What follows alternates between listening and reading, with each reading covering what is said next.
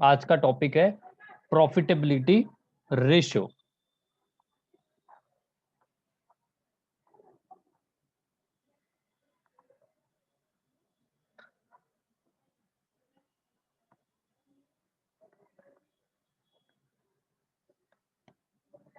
नाम से ही पता चल रहा है कहीं ना कहीं इस रेशियो के अंदर प्रॉफिट्स के बारे में बात की जाएगी। कहीं ना कहीं इस रेशियो में प्रॉफिट्स के बारे में बात की जाएगी। तो यहाँ पे बेसिकली 5 टाइप्स ऑफ रेशियोज जो क्लास 12th के अंदर अपने कवर कर रहेंगे। प्रॉफिटेबिलिटी में वैसे तो बहुत सारे रेशियोज कवर होते हैं, बट यहाँ पे सिलेबस के अकॉर्डिंग अपने देखें तो 5 टाइप्स के रेशियोज अपने को कंसीडर करने हैं। प्रॉफिटेबिलिटी का बेसिक मीनिंग बोलूं तो फाइनेंशियल परफॉर्मेंस कैसी है, फाइनेंशियल परफॉर्मेंस कैसी है बिजनेस की, वो ये रेशियोज एक्सप्रेस करते हैं। नंबर 1 आता है आपका, that is gross profit ratio. Number 1 आता है ग्रोस प्रॉफिट रेशियो। नंबर 2 आता है ऑपरेटिंग रेशियो।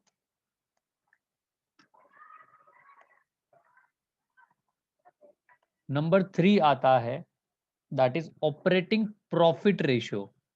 सर ऊपर वाले में और ऑपरेटिंग प्रॉफिट वाले में क्या डिफरेंस हुआ, करेंगे कवर इसको भी। नंबर 4 आता है आपका, that is net profit ratio.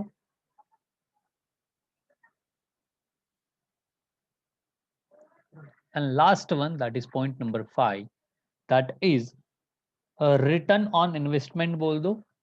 जितना आपने इन्वेस्ट किया हुआ है उस पे आपको क्या मिला, that is return on investment.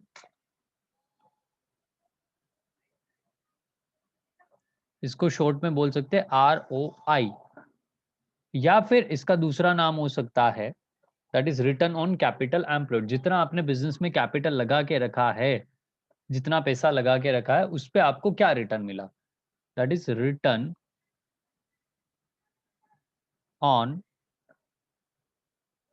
Capital employed. इसको अपने शॉर्ट में बोल सकते हैं ROCE।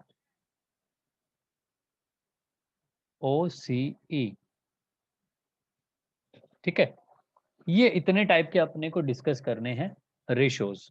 One by one discuss करते हैं।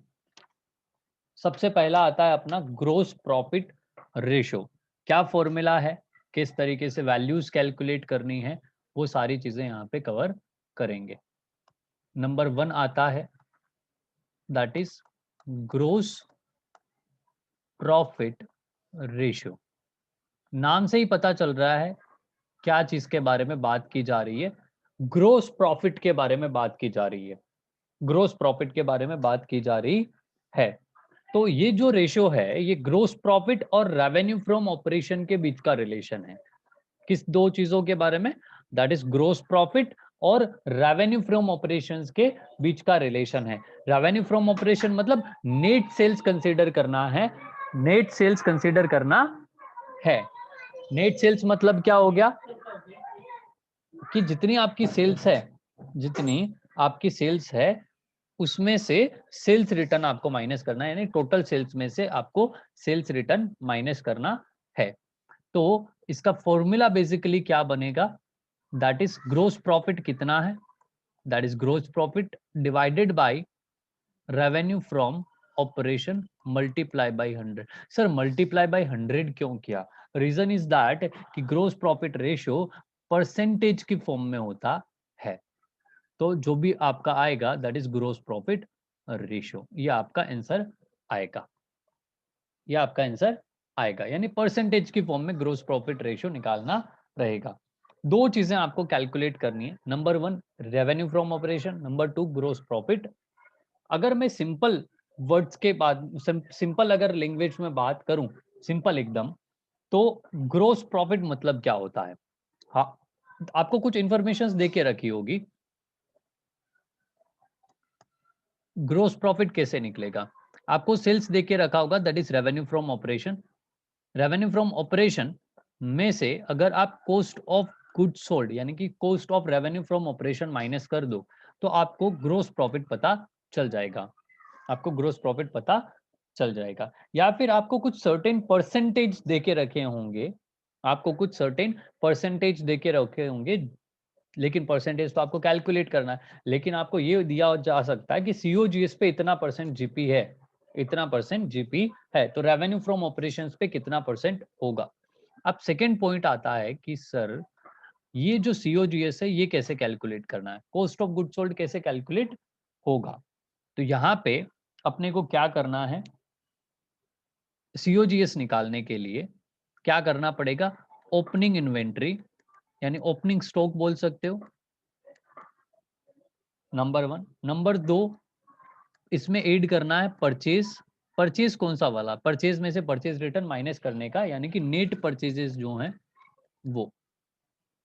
नंबर तीन, इसमें ऐड करना जितना भी आपके डायरेक्ट नेचर का जो एक्सपेंस हुआ है, दैट इज डायरेक्ट एक्सपेंसेस जो भी हैं वो आपको इसमें ऐड करने हैं। और इसमें से आपको अगर क्लोजिंग इन्वेंट्री देके रखा है तो वो माइनस करनी पड़ेगी, यानी कि क्लोजिंग स्टॉक अगर आप माइनस कर दो तो आपको जो वैल्यू पता चलेगी वो आपको क्या चीज की वैल्यू पता चलेगी, that is cost of goods sold, COGS। COGS की वैल्यू पता चल जाएगी। एक और तरीका हो सकता है COGS को निकालने का, जैसा कि यहाँ पे ये जो फॉर्मूला दिया है, यहाँ पे क्या है, GP is equals to revenue from operation minus COGS। तो अगर मैं साइड चेंज करके वैल्यूज निकालूं तो क्या हो सकता है, रेवेन्यू फ्रॉम ऑपरेशन में से अगर मैं ग्रोस प्रॉफिट माइनस कर दूं तो क्या पता चल जाएगा, COGS। बट अगर आपको जीपी रेशियो निकालना है, ग्रोस प्रॉफिट रेशियो निकालना है, तो यहाँ पे आपको रेवेन्यू फ्रॉम ऑपरेशन और जीपी दोनों वैल्यूज नहीं देके रखी होगी। अगर देके रखी है तो बहुत सिंपल क्वेश्चन बन जाएगा आपका। एक सबसे इंपॉर्टेंट पॉइंट यहाँ पे, एक सबसे इंपॉर्टेंट पॉइंट यहाँ पे, जब भी आप स्टॉक कंसीडर करोगे, स्टॉक मतलब ये वाला स्टॉक या फिर क्लोजिंग स्टॉक, जो स्टॉक है, स्टॉक मतलब inventory, stock excluding loose tools and spare parts, मतलब जब भी आप रेवेन्यू फ्रॉम COGS निकालोगे तब आपको जीपी रेशियो के लिए stock exclude loose tools and spare parts, इन दो चीजों को आपको एक्सक्लूड करके रखना है। अब अगर मैं एक सिंपल क्वेश्चन पूछूं, ये तो इतना ही है, दैट इज क्या सर? Sir GP. एक बार ये वापस बताओ ना। अगर आपको स्टॉक कंसीडर करना है किसके लिए, COGS के लिए, तो स्टॉक, ओपनिंग स्टॉक और क्लोजिंग स्टॉक दोनों चीजें आती है। तो इस स्टॉक के अंदर आपका क्या क्या चीजें आ सकती है, आपका WIP आ सकता है, आपका रॉ मटेरियल आ सकता है, आपका फिनिश गुड्स आ सकता है, बट लूज टूल्स और स्पेयर पार्ट्स हैं वो कंसीडर आपको नहीं करने हैं for the calculations of GP. Number दो चीज आती है कि अगर मैं ऐसा बोलूं, अगर मैं ऐसा बोलूं कि डायरेक्ट एक्सपेंसेस में क्या क्या चीजें आएंगी, ये जो पॉइंट है ना डायरेक्ट एक्सपेंसेस, तो आपको डायरेक्टली ऐसा क्वेश्चन नहीं दिया होगा कि डायरेक्ट एक्सपेंसेस इतने हैं, आपके डायरेक्ट एक्सपेंसेस इतने हैं, तो वो डायरेक्टली नहीं दिया होगा। तो डायरेक्ट एक्सपेंसेस में क्या आ सकता है, जनरली अपने वेजेस आते हैं, जनरली अपनी वेजेस आती है, दैट इज अगर कंपनीज के केस में अगर आप प्रॉफिट एंड लॉस देखते हो तो उसके अंदर आपको एम्प्लॉय बेनिफिट एक्सपेंसेस होता है, आपको क्या दिया होगा, employ benefit expenses, employ benefit expenses, या फिर अदर एक्सप्लेनेशंस, या अदर एक्सप्लेनेशंस कुछ दिया होगा कि ये जो अदर एक्सपेंसेस हैं इनमें आपका डायरेक्ट एक्सपेंसेस होंगे। मतलब वो फिर नेचर पे डिपेंड करता है कि क्या आपके एक्सपेंसेस होंगे। दूसरी चीज आती है जो इंपॉर्टेंट है, जो लॉजिकल है थोड़ी। लॉजिकल में क्या बोला, जीपी आपका, जीपी रेशियो आपका ईयर बाय ईयर कैसे बढ़ सकता है। GP is depending on two things, GP is depending on two things. Number one, revenue from operation, that is sales, and number two, COGS. तो GP इंक्रीज कब होगा, increase in gross profit कब होगा, जब दो चीजों में से कुछ ना कुछ एक हो। Number one, GP is depend on two things, that is revenue from operation and COGS. GP को अगर मैं यहाँ पे लिख दूं revenue from operation minus COGS, cost of good sold, इन दो चीजों पे डिपेंड करता है जीपी। तो जीपी इंक्रीज कब होगा? जब या तो रेवेन्यू फ्रॉम ऑपरेशन बढ़ जाए या फिर आपका COGS जो है वो कम हो जाए। यानी कि या तो कॉस्ट आपकी कम हो जाए, सेल्स सेम है तो, या फिर आपकी सेल्स बढ़ जाए, कॉस्ट सेम है तो। अगर दोनों हो जाते हैं तो और बढ़िया आपका। यानी इंक्रीज इन जीपी कब होगा? जब आपकी सेल्स बढ़ जाए, that is revenue from operations बढ़ जाए, और COGS आपका कम हो जाए। अगर दोनों होते हैं तो जीपी अच्छा खासा होगा। कुछ प्रैक्टिकल क्वेश्चंस करके देखते हैं, कुछ चीजों को समझते हैं कि क्या है, किस तरीके से और कैलकुलेशन आपकी होगी। Yes, this is the example here कि आपको देके रखा है रेवेन्यू फ्रॉम ऑपरेशन और वैल्यू दी है that is 1,60,000 and gross profit आपको दिया हुआ है, डायरेक्टली दिया हुआ है ग्रोस प्रॉफिट, और ग्रोस प्रॉफिट की अमाउंट दिया हुआ है 40,000। ये सिंपल, एकदम एकदम सिंपल क्वेश्चन है, और आपको बोला है कि रेवेन्यू फ्रॉम ऑपरेशन आपको कैलकुलेट करना है। तो कैसे कैलकुलेट करेंगे? ग्रोस प्रॉफिट रेशियो कैलकुलेट करना है। तो gross profit ratio is equals to GP, that is gross profit upon revenue from operation into 100। Into 100 करना मत भूल जाना। ग्रोस प्रॉफिट कितना? That is 40,000 divided by revenue from operation 1,60,000 into 100 is equals to 25%। ये एकदम सिंपल क्वेश्चन रहा।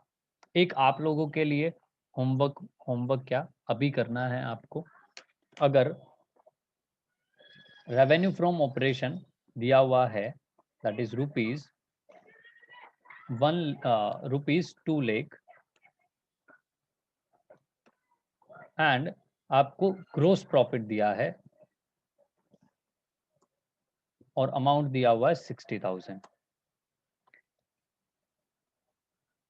इस question को अगर सोल्व करोगे तो किस तरीके से करोगे? ट्राई करो, ट्राई मारते हैं, चलिए।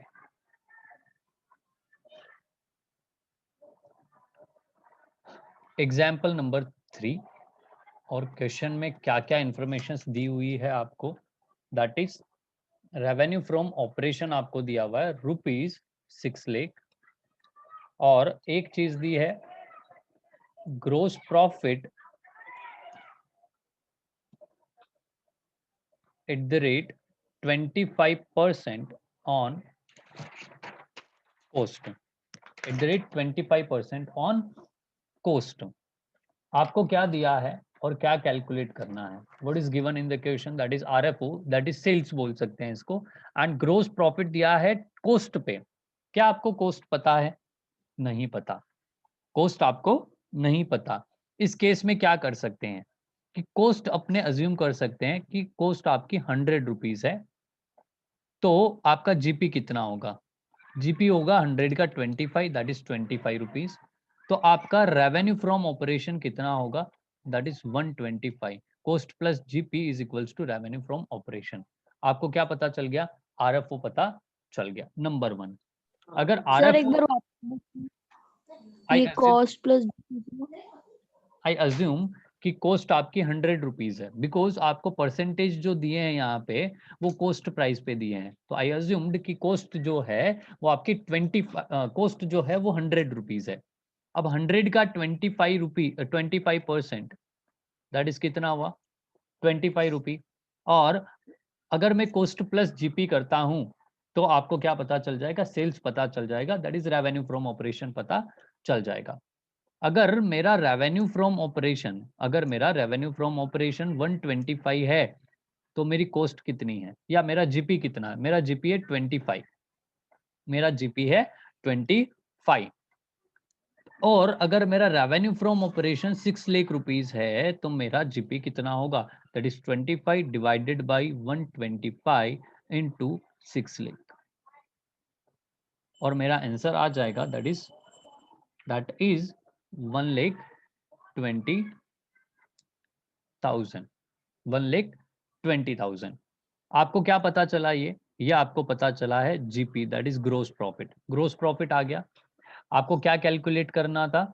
Gross profit ratio. कैसे कैलकुलेट करते हैं? GP sir gross profit ratio. एक मिनट बेटा, वापस रिपीट कर दूंगा।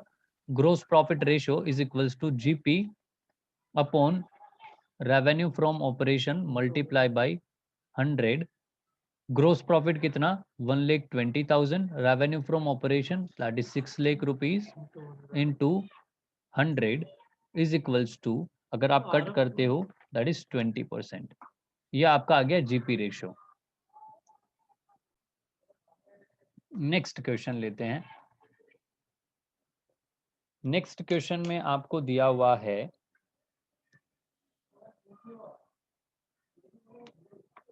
क्या क्या इंफॉर्मेशन दी हुई है आपको? दैट इज सेल्स दिया हुआ है। Sales is equals to 8,50,000। Number 2 दिया है परचेजेस,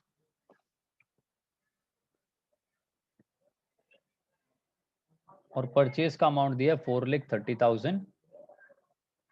तीसरा दिया है आपको ओपनिंग इन्वेंट्री।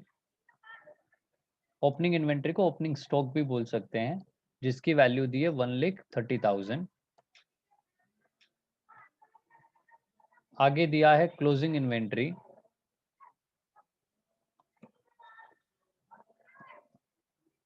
और क्लोजिंग इन्वेंट्री की वैल्यू दी है 90,000। फिर आपको एक चीज दी हुई है सेल्स रिटर्न, और जिसकी वैल्यू है 30,000। और एक दिया है आपको कैरेज इनवर्ड, और जिसकी वैल्यू दी है 22,000। This is the question.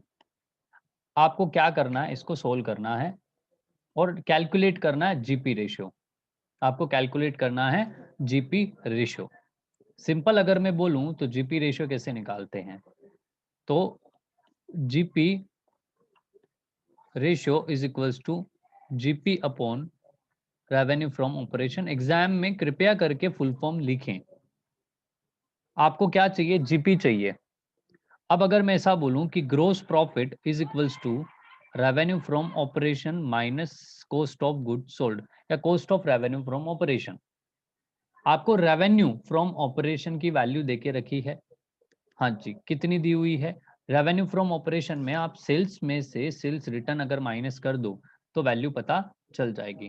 That is 8,50,000 में से सेल्स रिटर्न की वैल्यू माइनस कर दो।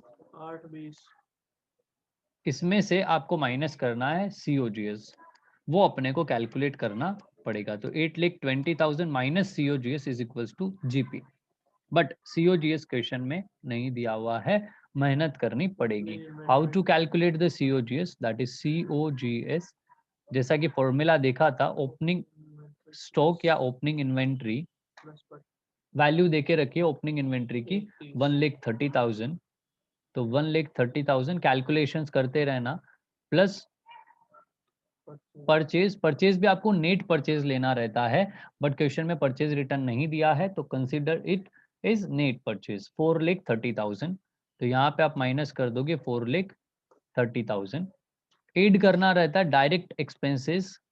डायरेक्ट एक्सपेंसेस में आपको कैरेज इनवर्ड दिए हैं। अगर आउटवर्ड होता तो वो इनडायरेक्ट एक्सपेंस होता, इसलिए उसको कंसिडर नहीं करते। बट कैरेज इनवर्ड मतलब हो गया, आप जब गुड्स परचेज करते हो तब जो आप गुड्स को लोडिंग अनलोडिंग या फिर टेम्पो भाड़ा वगैरह जो देते हो वो चीज आ जाएगी। इसमें से माइनस करना है आपको क्लोजिंग स्टॉक। क्लोजिंग स्टॉक मतलब क्या हो गया? जो वैल्यू दी हुई है दैट इज 90,000, उसको माइनस कर दोगे, एंड जो फाइनल प्राइस आएगी वो आपकी हो जाएगी cost of goods sold. Cost of goods sold. Sales इसमें कंसीडर नहीं होगा, सेल्स रिटर्न इसमें कंसीडर नहीं होगा, बिकॉज आप क्या निकाल रहे हो? कॉस्ट ऑफ गुड्स सोल्ड निकाल रहे हो कि बेचने की कॉस्ट कितनी है। इसकी वैल्यू क्या आएगी? कैलकुलेट करें एंड बताएं फटाफट। चलिए, यहाँ पे वैल्यू आ रही है 4,92,000 की। कॉस्ट ऑफ गुड्स सोल्ड आपको पता चल गया, दैट इज 4,92,000 8,20,000 माइनस 4,92,000, ये आपकी वैल्यू आ जाएगी किसकी? ग्रोस प्रॉफिट की। और आपकी वैल्यू कितनी है? 3 लाख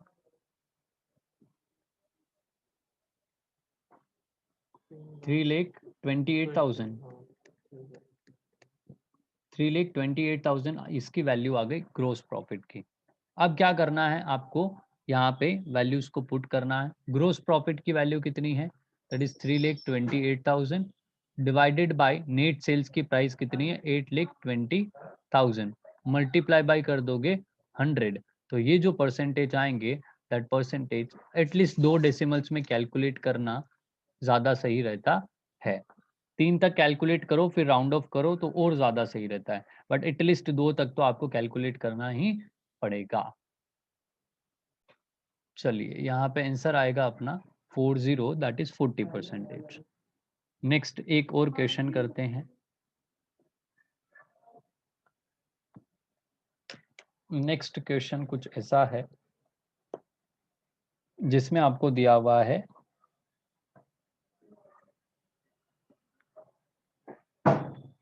कैश सेल्स जो हैं वो 25% है किसके? टोटल सेल्स का। कैश सेल्स जो है वो है टोटल सेल्स का 25%। एक और चीज दी हुई है दैट इज परचेजेस दिए हुए हैं, वो है 6,90,000। एक और चीज दी दैट इज क्रेडिट सेल्स। ये बहुत सही काम कर दिया कि क्रेडिट सेल्स इन्होंने दे दी। आपको दिया हुआ है क्रेडिट सेल्स 6 लाख रुपीस का। एक और पॉइंट बोला कि एक्सेस ऑफ क्लोजिंग स्टॉक या closing inventory over opening inventory. Opening inventory या ओपनिंग स्टॉक कितना दिया हुआ है? 50,000। Excess of closing stock over opening stock. Closing stock आपका ज्यादा है, ओपनिंग इन्वेंट्री या ओपनिंग स्टॉक आपका कम है 50,000 रुपए से। ठीक है, इससे आपको क्या कैलकुलेट करना है? इससे कैलकुलेट करना है वही that is gross profit ratio. तो अगर ग्रोस प्रॉफिट रेशियो निकालना है, अगेन मैं फॉर्मूला लिखूंगा that is GP upon revenue from operation is multiply by 100। क्या क्या चीजें दी हुई है? जीपी निकालना है सबसे पहला काम, तो वर्किंग नोट में ग्रोस प्रॉफिट कितना? Revenue from operation minus COGS, revenue from operation minus cost of goods sold. Yes, revenue from operation कितना वो भी नहीं पता, COGS कितना वो भी नहीं पता, अपने को तो नहीं पता है। अब क्या करेंगे? तो यहाँ पे आपको एक रिलेशन बोला है कि cash sales are 25% of total sales. तो कैलकुलेशंस करते हैं। Calculation of sales that is revenue from operation कैसे निकालेंगे? जो टोटल सेल्स होती है वो आपकी दो चीजों से बनी होती है, that is cash sales plus credit sales. Cash sales and credit sales, इससे अपनी टोटल सेल्स बनी होती है। आपको क्या दिया हुआ है क्वेश्चन में? क्वेश्चन में दिया हुआ credit sales. Credit sales is given that is 6 lakh rupees. Cash sales अपने को नहीं पता, बट एक चीज बोली है कि टोटल सेल्स का 25%, अगर टोटल सेल्स का 25% कैश सेल्स है, मैं यहाँ पे लिखता हूं कि अगर अगर टोटल सेल्स का 25% अपना कैश सेल्स है, cash sales is equals to 25% of total sales. अगर अज्यूम करूं कि टोटल सेल्स मेरी एक्स है, अगर अज्यूम करूं कि टोटल सेल्स मेरी एक्स है,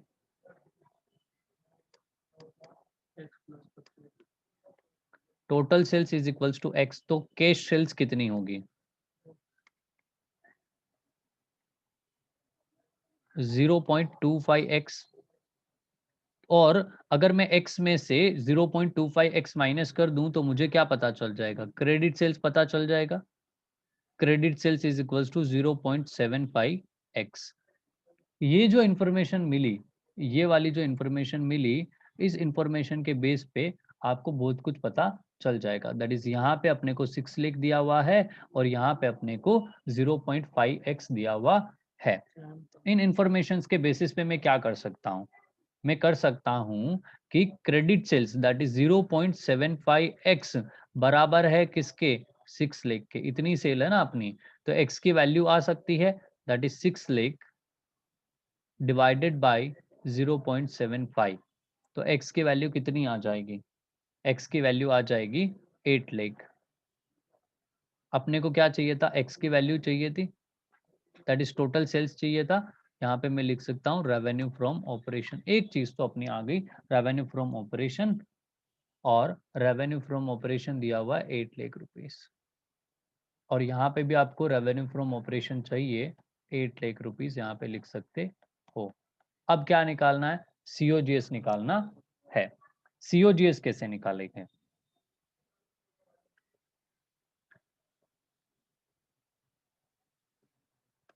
कॉस्ट ऑफ गुड सोल्ड कैसे निकलता है? Opening plus purchase opening stock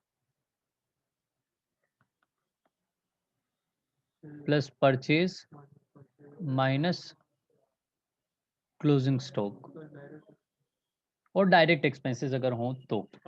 but आपको क्वेश्चन में परचेज में हमेशा नेट परचेज ही यूज करते हैं। क्या दिया हुआ है? परचेज दिया हुआ है आपको 6,90,000 का। एंड एक चीज बोली यहाँ पे कि excess of closing stock over opening stock, मतलब ओपनिंग स्टॉक आपका कम है, क्लोजिंग स्टॉक आपका ज्यादा है। कितने से? 50,000 से। तो क्लोजिंग स्टॉक को क्या करते हो? माइनस करते हो। तो यहाँ पे 50,000 का जो फिगर है वो माइनस कर दो, ओपनिंग स्टॉक पे कुछ मत करो। यानी कि परचेज माइनस क्लोजिंग स्टॉक, यानी कि जो एक्सेस अमाउंट है वही कंसीडर कर रहे हैं। अपने को नहीं पता कि ओपनिंग स्टॉक कितना है और कितना आपका क्लोजिंग स्टॉक है, बट डायरेक्टली ये दिया हुआ है कि 50,000 रुपए से आपका क्लोजिंग स्टॉक ज्यादा है, तो डायरेक्टली क्लोजिंग स्टॉक को माइनस कर सकते हैं। यहाँ पे वैल्यू आ जाएगी 6,40,000। ये क्या वैल्यू आ गई? सीओजीएस की। क्या चाहिए था? COGS that is 6,40,000। तो यहाँ पे वैल्यू आपको पता चलेगी ग्रोस प्रॉफिट की, that is 1,60,000। 1,60,000 divided by 8 lakh into 100 is equals to 20%। ये आपका आ जाएगा आंसर। ये आपका आ जाएगा आंसर दैट इज 20%।